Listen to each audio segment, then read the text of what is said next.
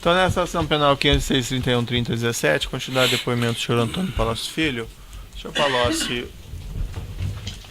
voltando onde nós encerramos na última parte, o senhor mencionou que o senhor ex-presidente Luiz Inácio Lula da Silva tinha conhecimento da corrupção na Petrobras, mas aí o senhor mencionou que ele teria orientado a aumentar a reserva partidária. O senhor pode esclarecer melhor? Posso. Em meados de 2010, talvez nesse mesmo período que nós estamos tratando, ele me chamou para uma reunião na biblioteca do Palácio da Alvorada. Eu era deputado. Nessa reunião estava o José Sérgio Gabrielli, eu e a ministra da Casa Civil, o presidente Dilma. Nesse momento ela já era candidata, talvez não aprovada ainda em convenção, mas já era definida como a candidata, já era pacífico isso. O presidente falou, foi a primeira vez que ele falou dessa maneira, tão direta. Mas ele falou, olha, eu chamei vocês aqui porque o pré-sal é o passaporte do Brasil para o futuro, é o que vai nos dar combustível para um projeto político de longo prazo no Brasil. Ele vai pagar as contas nacionais, vai ser o grande financiador das contas nacionais, dos grandes projetos do Brasil. E eu quero que o Gabrielli faça as sondas pensando neste grande projeto para o Brasil. Mas o Palocci está aqui, Gabrielli, porque ele vai lhe acompanhar nesses projetos para que eles tenham total sucesso e para que ele garanta que uma parcela desses projetos financie a campanha desta companheira aqui, a Dilma Rousseff, que eu quero ver eleita presidente do Brasil. Isso ocorreu no Palácio da Alvorada, na biblioteca, em meados de 2010. Era quando se começou o trabalho de construção das sondas. Então ele encomendou para o Gabrielli que, através das sondas, pagasse a campanha da presidente Dilma de 2010, obviamente pedindo às empresas os valores que seriam destinados à campanha. E como funcionava a interação assim entre, por exemplo, o diretor da Petrobras e, vamos dizer assim, essa área do governo? Ou havia alguma interação? Como é que isso operacionalizava? Diretores... por exemplo, Renato Duque, né, solicitava, segundo o Ministério Público, valores em decorrência de um contrato com destinação eleitoral. Nessa época estava mais ou menos assim, doutor. O Renato Duque se relacionava diretamente com o João Vacari. Sei. Tá? E aí nos contratos o João Vacari acompanhava os contratos que ele estava realizando, ou ele, Vacari, pedia, os operadores privados já sabiam que ali tinha uma contribuição partidária, e o João Vacari buscava essa contribuição partidária. No caso do Zelada, houve uma série de projetos que ele fez na área internacional, e todos eles tiveram ilícitos dirigidos ao PMDB. E no caso do Paulo Roberto, ele mesmo colocou uma série de... O Paulo Roberto sempre foi um homem do PP. Ele não era como técnico da Petrobras, ele não tinha filiação partidária, mas ele se tornou amigo do PP, indicado pelo PP, e passou... Ele tinha uma dupla função. O nome dele chegou a ser cogitado alguma vez para a presidência da Petrobras? Não, eu nunca vi. Depois do Gabriel, o senhor disse? Isso. Não, nunca vi. Logo depois do Dutra, o nome do Gabriel apareceu com naturalidade, porque o Gabriel era diretor financeiro da Petrobras e tinha um desempenho muito bom. Então ele passou a ser presidente. Aqui eu quero, só para não deixar solta essa história, quero lhe dizer que o Gabriel eu nunca vi fazer ilícitos. E neste dia, depois que o presidente Lula encomendou este ilícito para o Gabriel, eu fui ao Gabriel, sentei com ele, falei como é que nós vamos fazer, ele estava muito constrangido. E ele me explicou que seria muito difícil fazer o que o presidente tinha pedido. E que ele não queria contrariar o presidente, mas seria muito difícil. Eu perguntei a ele se ele queria, vou ser bem franco aqui, se ele queria que eu operasse com algum diretor da Petrobras, com Renato Duque ou com outros, para desenvolver a encomenda do presidente, e ele ficaria fora disso. Ele disse que não, ele disse que ele trataria, o presidente mandou ele tratar, ele trataria. Mas depois da terceira reunião que eu tive com ele deixou claro que não ia viabilizar contribuição de campanhas nesse projeto. Por quê, doutor? As empresas que estavam entrando para fazer sondas estavam nacionalizando 60% dessas sondas. Nacionalizar navios com essas características tecnológicas num espaço tão curto de tempo exige uma curva de aprendizagem que os preços contratados não pagavam. Sei. Então não havia nenhuma margem para contribuições. Era claro isso para mim e para ele. Ele me colocou isso, para mim estava claro que nada ia acontecer ali de ilícitos, né, em termos vamos dizer, de fazer o pagamento. O ilícito já era o processo, mas o pagamento não iria ocorrer porque não havia margem para isso. Inclusive o senhor deve ter notado, quando as empresas vieram aqui, em vários processos, que se perguntou de sondas, por exemplo, a UTC, a Odebrecht, falaram que não pagaram. Mas teve algumas que pagaram. Algumas que pagaram, vou lhe explicar. Tem isso, as empresas estrangeiras pagaram ao Vacari. Por quê? Porque as empresas estrangeiras vinham com a sua curva de aprendizagem. E conseguiam fazer navios no Brasil, não com a mesma curva construída no seu país de origem, mas com um ganho de tecnológico e de experiência muito maior. Eles estavam, vamos dizer, na curva de aprendizagem lá na frente, nós estávamos aqui no início. Então, se o senhor observar, não há empresas nacionais que tenham dado contribuição para o Vacari. Apenas empresas estrangeiras. E mais, as nacionais deram contribuição para o senhor Barusco. Sim. Por quê? Porque o senhor Barusco selecionava as empresas, dentro da SET Brasil, ele selecionava as empresas que iam fazer obras. Então, se a empresa não desse... isso eu soube aqui também, não soube antes. Sim, não, o senhor não sabia nada. Não, isso não, eu sabia que o Barusco cobrava, mas... Mas perfeito, o senhor entendeu? Não sei se eu fui claro, não sei se eu fui... em princípio, as perguntas de jurisdição é essa, eu faço o Ministério Público.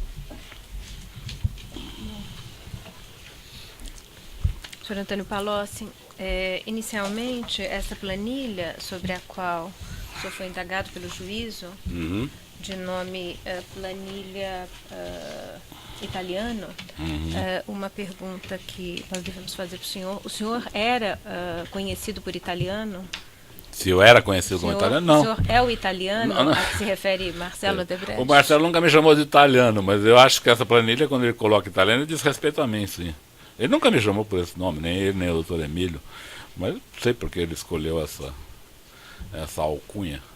Mas tem vários e-mails que ele fala de italiano e Itália que não diz respeito a mim. Eu sei que não diz respeito a mim. Pode dizer respeito a outras pessoas. Mas a planilha eu acredito que sim, porque boa parte do que é tratado nessa planilha são assuntos que eu tratei com ele. O senhor identifica nesses e-mails dos autos, agora tem, em contato tem com e-mails eles que não se referem a mim. E os que se referem a e-mails com a expressão italiana que se referem ao senhor? Sim. Há alguns que se referem a mim. Com relação a essa reunião do dia 3/9, que o juízo de 2010, que o juízo fez... essa este endereço referido, Alameda... AP, Roberto Teixeira, Alameda Ministro, é meu endereço da minha empresa. Ministro Rocha Azevedo, esse é o endereço da sua empresa. É o endereço da minha empresa. Isso, deverá ir Paulo Melo e Rodrigo Salles. Eu vi no processo isso. Agora, eu não acredito que essa reunião tenha ocorrido. Não estou negando que ela tenha ocorrido, mas não acredito até porque eu não conheço nem Paulo Melo nem Rodrigo Salles. Se eles falarem que me conhecem e foram numa reunião, a senhora pode anotar que a minha memória me traiu, mas eu não lembro dessa reunião. Lembrei de todas as outras que eu fiz dezenas de reuniões sobre esse assunto. Mas essa eu realmente não me lembro. E acho estranho, veja, toda reunião que a senhora vê aí no processo, toda reunião que marca comigo, tem ou o Brani ou a Rita, minha secretária, marcando a reunião também. Não é? Não tem segredo em termos de marcação de reuniões. Essa não tem. Ocorreu algum problema que eu não sei qual é. Talvez a Terra não tenha ocorrido. Eu realmente não me lembro. E o senhor esteve com Se a senhora tiver a razão que lhe leva a perguntar, se eu puder esclarecer de outra maneira que não seja a reunião, eu estou totalmente à sua disposição. Eu não quero esconder nada, mas eu realmente não me lembro dessa reunião e não me lembro de ter conhecido Paulo Melo ou Rodrigo Salles. E com relação a Demerval Guzmão, o senhor esteve com ele? Nunca ouvi. E com relação à aquisição em nome da empresa DAG? Foi o Marcelo que me falou que faria assim. Por que ele me falou que faria assim? Ele falou, porque foi quando eu propus a ele, não faça em nome do primo do Bunlai, não tem nada a ver, quer dizer, nós vamos ter um problema depois. A Odebrecht vai estar comprando um prédio em nome do primo do amigo do presidente, que depois vai ser passado para o presidente. Isso aqui está virando uma confusão primária. Aí o Marcelo falou que não faria em nome do primo do Bunlai, mas que faria em nome de um amigo dele, que tinha uma empresa, tudo. Eu não conhecia DAG ou Demerval, mas ele falou esse nome, ele falou na época. Foi nesse momento que eu falei, por que você não compra pela Odebrecht o prédio? Doa o prédio. A Odebrecht doou o prédio para o Instituto depois, não é o melhor, seria melhor doar recursos, mas pode doar um prédio, não é ilegal. A ilegalidade estava antes, não estava ali. Mas ele falou nesse momento, ele falou que não queria pôr o nome da Odebrecht nesse projeto. Foi o que ele me disse. E com relação à questão do apartamento comprado em nome de Glaucus, Tá. O seu conhecimento, que o senhor já relatou, poderia explicar? Eu tive 2 episódios que me falaram desse apartamento, não mais. Um foi o Bunlai. Quando o Bunlai me falou que ia pôr esse prédio em nome do primo dele, ele me explicou essa presença do primo, que eu nunca tinha ouvido falar. O senhor Glauco Costa Marques, que eu não conheço também, mas ele me falou que ia pôr em nome desse primo, porque ele já estava ao mesmo tempo cuidando de outros assuntos imobiliários, inclusive do apartamento vizinho do presidente, coisa que eu nem sabia o que era. Quando eu voltei ao presidente, perguntei a ele, que história é essa do seu apartamento vizinho, que o primo do Bunlai falou que está comprando? Ele falou, não, esse apartamento, a segurança da presidência da República está alugando, por razões de segurança. Me pareceu uma coisa normal isso. Mas eu estou gostando da ideia de ter esse apartamento, eu vou tentar comprá-lo. O presidente Lula me falou isso em 2010. Nunca eu vinculei essa compra com esse processo. Isso na minha cabeça não tinha. O senhor sabia que esse imóvel estava em nome de Glaucus da Costa Marques? Esse imóvel vizinho? Sim. O Bunlai me falou que era ele que ia viabilizar a compra. E o senhor soube a forma como foi pago? Não. O senhor soube se com relação a um valor mencionado no processo, a uma transferência de R$800 mil a Glaucus da Costa Marques? Isso. O senhor teve conhecimento desse tive fato? pelo processo apenas. Antes eu não tive. Repito a senhora, o Bunlai me falou dos 2 prédios ao mesmo tempo, por isso eu supus que tinha alguma relação. Ele falou, meu primo está cuidando de assuntos imobiliários, meus, do presidente, do instituto, porque ele cuida de assuntos imobiliários. Ele está inclusive resolvendo o problema do apartamento de São Bernardo, que eu não sabia o que era, e do terreno, do prédio. Aí eu perguntei para o presidente Lula, que apartamento é esse de São Bernardo? Ele me contou, é o meu vizinho, que a segurança da presidência da República alugou por razões de segurança, mas que eu, como tenho 5 filhos, e aí o apartamento do presidente é pequenininho, né? Apesar de ser uma cobertura em São Bernardo, é pequeno.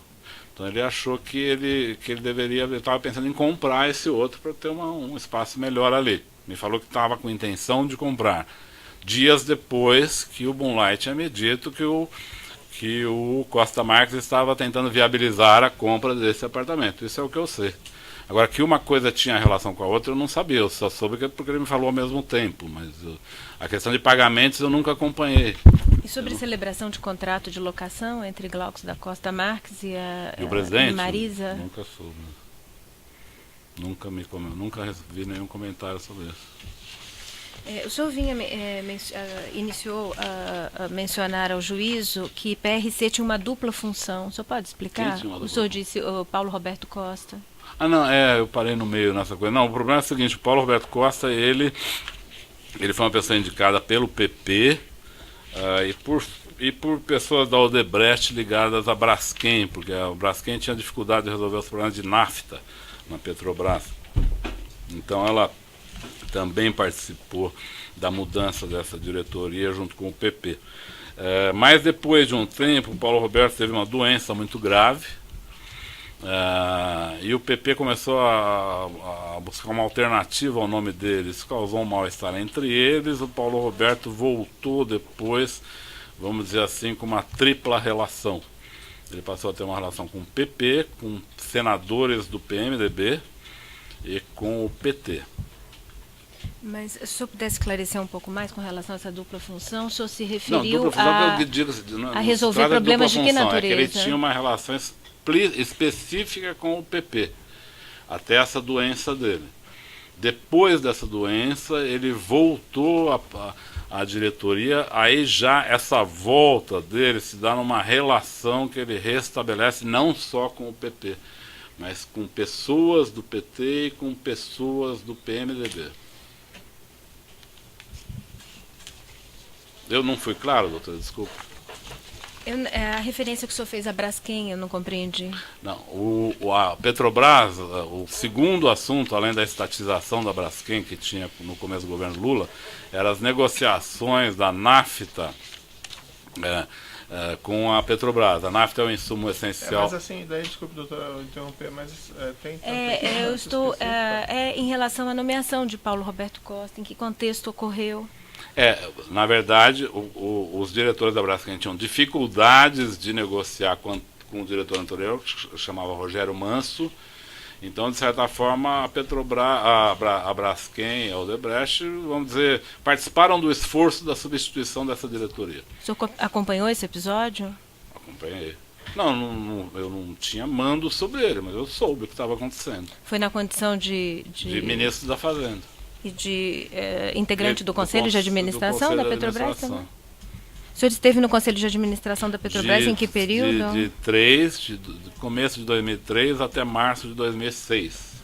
Então o senhor participou dessas nomeações no âmbito da Petrobras? De Paulo Roberto Costa, também, de Renato Duque? Também.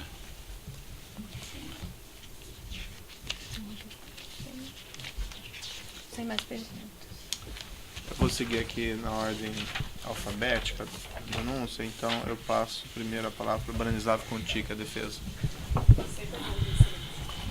A defesa de Demerval Guzmão. Sem perguntas. A defesa de Glauco Costa Marques.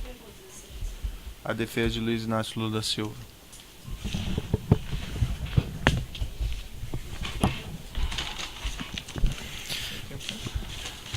Senhor Antônio Palocci, boa tarde. O senhor poderia explicar o período em que o senhor participou do Conselho de Administração da Petrobras? Foi início de 2003 até fim de março de 2006. Certo. E o senhor pode esclarecer como é que funcionava esse órgão? Se era um órgão composto com quantas pessoas? Se eram todos indicados pelo governo? Se havia conselheiros independentes? Havia membros indicados pelo governo, normalmente ministros. Havia o presidente da Petrobras, primeiro o doutor Dutra no nosso governo, depois o doutor Gabriel, depois a doutora Graça. E havia, sim, membros representantes dos minoritários, que normalmente eram empresários. Então chegaram a passar por lá Fábio Barbosa, presidente do ABN, o Jorge Gerdau, presidente da empresa de mesmo nome, o Dr. Sondas, de uma rede de varejo do Rio de Janeiro, o Dr. Roger Agnelli, presidente da Vale do Ribeiro. Não tem necessidade de detalhamento. Eu pediria, excelência, se o ministro Palocci pudesse continuar a descrição. Não tem relevância para esse detalhamento. Tata máxima vênia, nós estamos falando aqui de um conselho de administração que foi mencionado.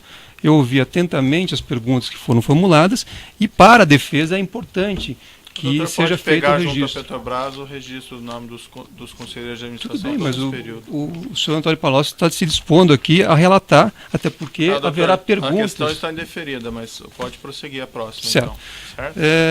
Certo? Com os protestos da defesa, evidentemente.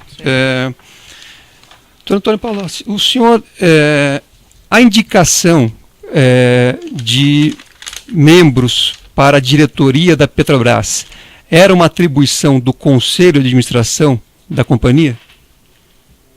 Não, depende do membro. O membro do governo é a atribuição do governo. O Conselho de Administração dava o aval e, na verdade, a Assembleia da empresa que nomeava de fato. O conselho fazia provisoriamente, depois a assembleia da empresa nomeava. Normalmente os membros do governo, era o governo que indicava, os membros dos minoritários, os minoritários se entendiam e faziam indicações de nomes de mercado. O senhor tem certeza disso? Sim. O senhor conhece o estatuto da Petrobras, sabe das atribuições do Conselho de Administração? Sim. E o senhor, pelo que o senhor está afirmando, não era atribuição do Conselho nomear os diretores da Petrobras? Não, os diretores eram indicados no conselho e passavam pela Assembleia da Petrobras também. Estou enganado? Só um esclarecimento que estou pedindo ao senhor.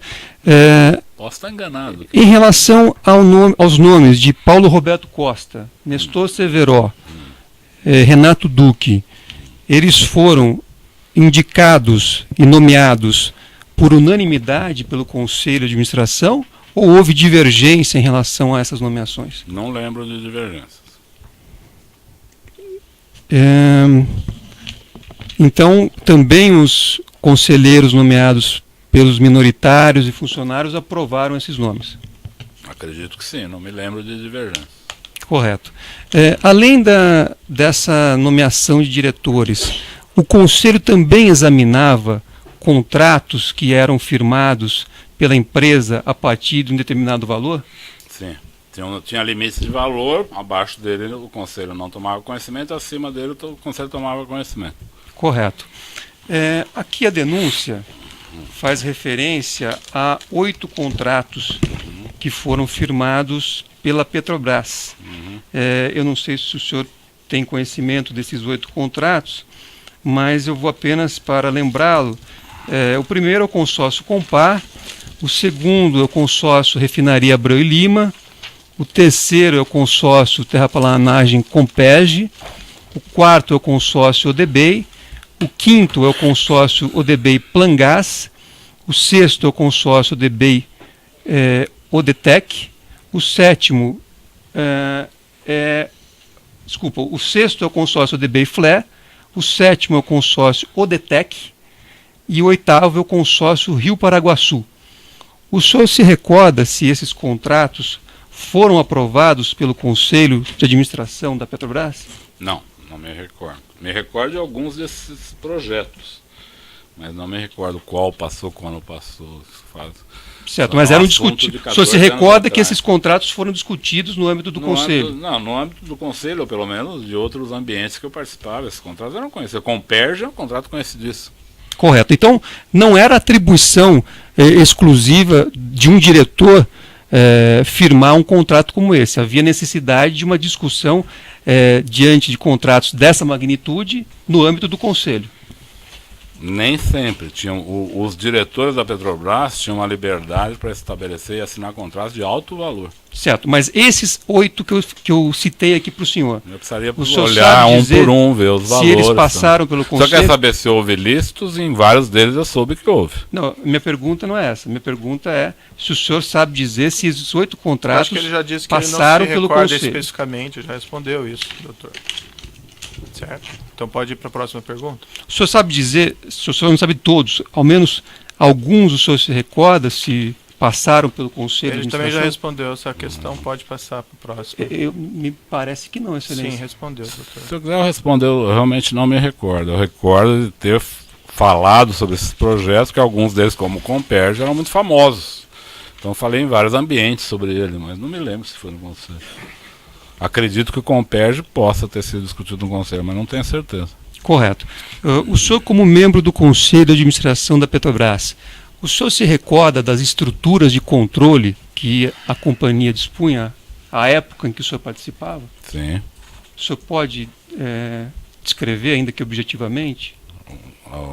Existiu o Conselho Fiscal, existiu um conselho nomeado por nós, do próprio Conselho de Administração, presidido pelo Fábio Barbosa, que fez um trabalho específico de fazer uma avaliação mais profunda sobre os procedimentos internos da empresa, o sistema de compliance e sugestões para melhor adequar a empresa. Isso existiu. Correto. E esses contratos aqui foram objeto de análise desses sistemas de controle também? Não necessariamente. O senhor sabe dizer se algum deles foi? Não sei dizer.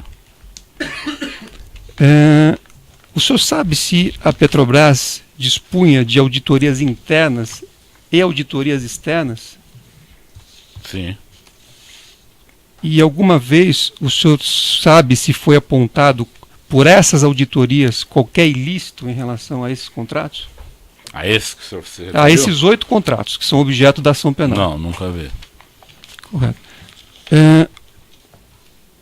Com O relação... Comperj depois ficou um contrato famoso pelo ilícito, né? Certo, mas... Ele ganhou fama pelo ilícito, não pelo que ele realizava. Certo, mas o senhor sabe se, durante o período que o senhor estava lá, se as auditorias fizeram algum Não. questionamento em relação Não a me esses lembro. contratos? Não me lembro. O senhor se recorda, como membro do governo, se a partir do início do mandato do ex-presidente Lula, a Controladoria Geral da União foi efetivamente implantada e foi dada a ela a competência para também fiscalizar a Petrobras? Ela foi de fato fortalecida e ela tinha algumas inserções em relação à Petrobras, isso é verdade. Certo, ela tinha uma atuação também na Petrobras e isso ocorreu no início do governo do presidente Lula.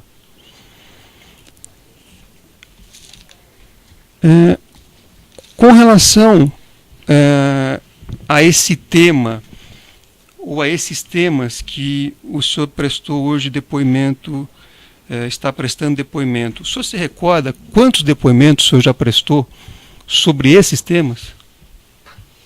Sobre esses temas? O senhor fez uma explanação aqui inicial, respondendo a perguntas do juízo, a perguntas do Ministério Público. O senhor sabe dizer quantos depoimentos o senhor já foi indagado em relação a esses assuntos que o senhor hoje apresentou é o primeiro aqui? aqui. O senhor nunca tratou da Petrobras, o senhor nunca tratou desses com o presidente temas? Lula eu tratei de tudo isso que eu falei aqui. Certo. Em outros depoimentos? Não, em outros depoimentos não. Tratei com ele pessoalmente. Não, minha pergunta é a seguinte. O senhor falou aqui de Petrobras, o senhor falou aqui de outros temas relacionados ao governo. Uhum. Esta é a primeira vez que o senhor responde perguntas sobre esses temas ou o senhor já foi indagado por outras autoridades ou pelas mesmas autoridades em relação a esses temas? Se eu estou entendendo a pergunta, desculpa se eu não estou entendendo a pergunta, mas... Eu posso reformular, se o senhor preferir. Do ponto de vista desse conjunto de questões, é a primeira vez que eu sou perguntado, é a primeira vez que eu respondo. Certo. Em relação a essa relação com a Odebrecht, é a primeira vez que o senhor está sendo perguntado? Sobre a relação com a Odebrecht? Isso. Não, já tive aqui num outro processo, falei sobre a relação com a Odebrecht. Certo. E o senhor se recorda se a versão que o senhor apresentou hoje é a mesma versão que o senhor apresentou no depoimento anterior? Não é uma versão contraditória, mas digamos que a versão de hoje é uma versão mais rica. Certo. Em relação ao relacionamento, em particular ao relacionamento ilícito que houve com a Odebrecht. Certo.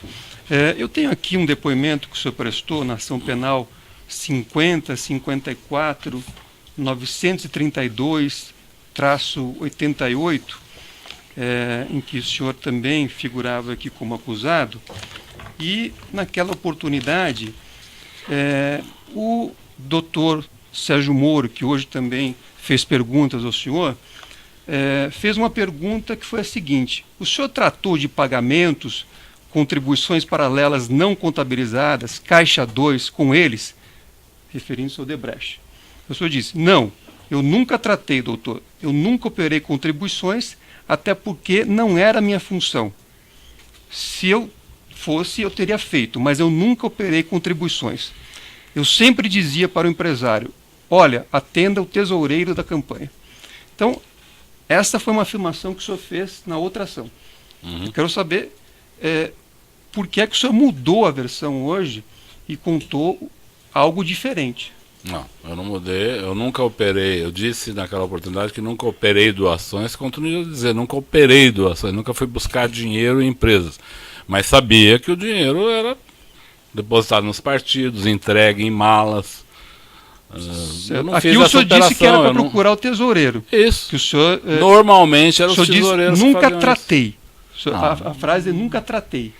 Não O senhor sei tá se eu mudando neguei, hoje não sei. Pode essa- ser que eu não esteja falando exatamente a mesma palavra. Mas eu digo hoje, eu nunca cheguei para uma empresa e falei, o senhor pode pagar no exterior tal pessoa? Eu nunca falei isso. Porque não me cabia discutir como a empresa ia pagar. Mas eu várias vezes pedi para a empresa, o senhor pode fazer a doação de 50 milhões para a campanha do presidente tal, da presidente tal? Isso eu fiz várias vezes. E sabia que os tesoureiros depois iam lá e faziam pagamento lícitos e ilícitos, caixa 1, 2. Muitas vezes era caixa 1 para simular pagamento legal, mas a origem do dinheiro era ilegal. Um exemplo bom é na campanha de 2014. A campanha de 2014 teve duas características. Foi a campanha que mais teve caixa 1 e foi uma das campanhas que teve mais ilicitudes. Certo. Por quê? Porque o crime se sofisticou no campo eleitoral. As pessoas viram que o problema é o caixa 2, então vão transformando progressivamente tudo em caixa 1. Só que a ilicitude está fora do pagamento. É a origem criminosa dos valores. Esse é o ponto. Né? Então isso, a própria Operação Lava Jato já desvendou esse mistério. Perfeito. Não, Eu vou eu só, interromper um minutinho para o tamanho do áudio. Tá voltando.